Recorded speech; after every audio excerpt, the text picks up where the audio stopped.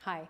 Now, if you've been following these videos in order, you probably are getting really anxious about playing. It's like, when are we ever going to play? A lot of information, a lot of details, a lot of things you have to know.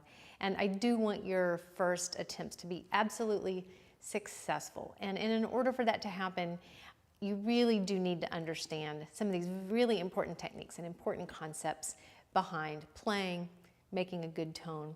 So now we're ready to make our first strokes. And unfortunately, there are a lot of things to explain first. So where I want to start is examining sort of the geometry behind bowing. And usually the mere mention of the word geometry gets an automatic eye roll. But again, if you watch this, you'll know a lot more than you did. And it will just make, again, all those initial trials more successful. So I'm going to put my violin down for this little demonstration. And if you watch the video on violin hold, then you'll already know about what I'm talking about. But just stand and just sort of orient yourself. Your torso is headed north, straight in front of you. And then hold out your arms like a V, okay? And if you want to think that they're pointed northeast, northwest, or 10 o'clock, 2 o'clock, and you're facing 12 o'clock.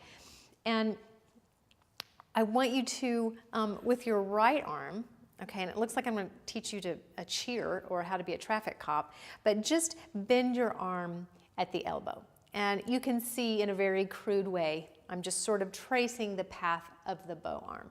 So really, when we play, you know, we have this orientation in these 45-degree angles. So with your left hand, turn your palm over, bring your elbow in, okay? This is really the angle of the violin, the correct angle of the violin. And then with your left foot, point it toward your left hand. Keep your body facing forward. And again, reach out that right hand to your northeast corner or to 2 o'clock. And bend your elbow and really pay attention to where your arm is going, because I think that a lot of times it gets very disorienting when we start bowing. Like, what direction do we bow? Where does our arm go? And there is a huge margin for error when we're actually playing. The bow can go all cattywampus. It can get off track. It can go crooked. We just say crooked bow. We want to always maintain a straight bow. And in order to do that, we have to just sort of understand the basic trajectory. So I just wanted sort of to point out this geometry.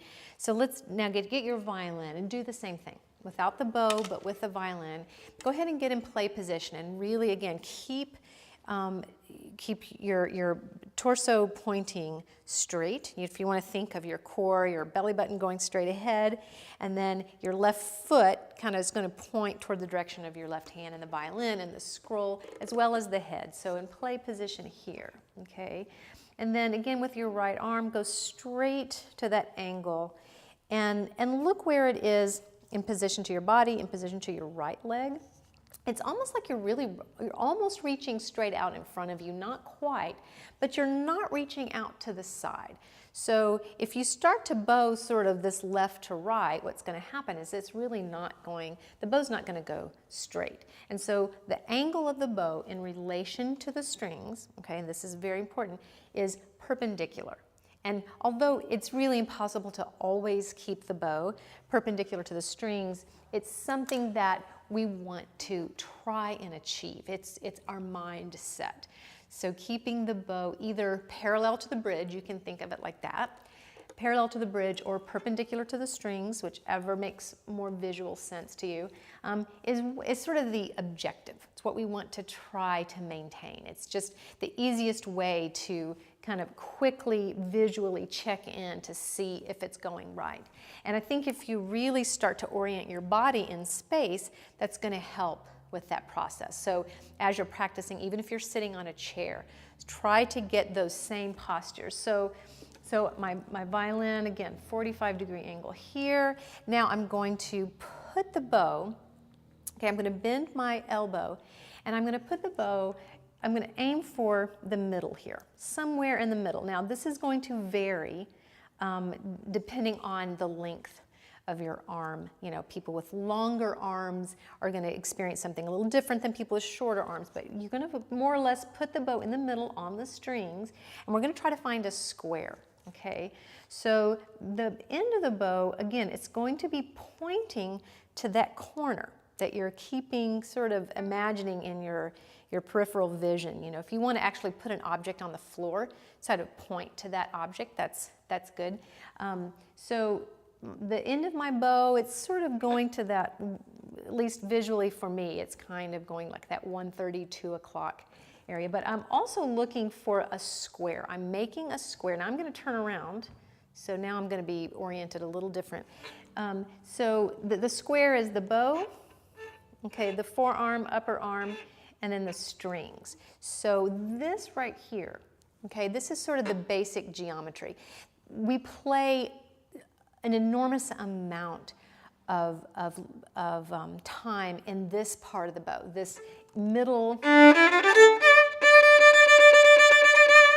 part of the bow, okay? So really sort of orienting to the middle to start is a good way to establish the correct angles. So, you know, supposedly we have right angles, it's perpendicular, and again, it's really hard to just to look down and check to really know, because it's a very skewed perspective when you're holding the violin and you're looking down at the strings. You can put a mirror up. Sometimes it's a little, for me, it's tricky practicing in front of a mirror because of the reverse image, and there's sort of a latent response when you're looking at yourself in the mirror and you're trying to adjust. But still, it's a good tool to have.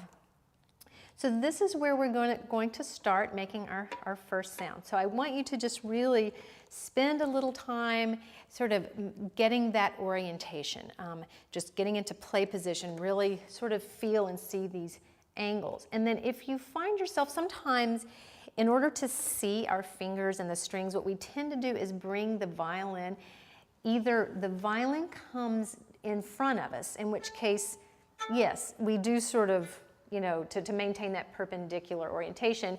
The bow does go more left and right, but this is not going to be as comfortable for the left hand. And then other times we tend to rotate our torso.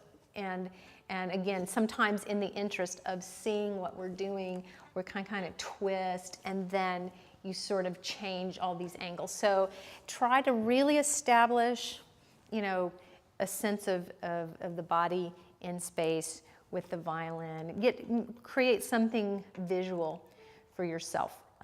You could even, like I said, you could put you can stand on a mat, like a bath mat, and kind of visually see the corners of the mat. That's helpful. So just, you know, do several of these. I'm just getting started, just making that square, okay?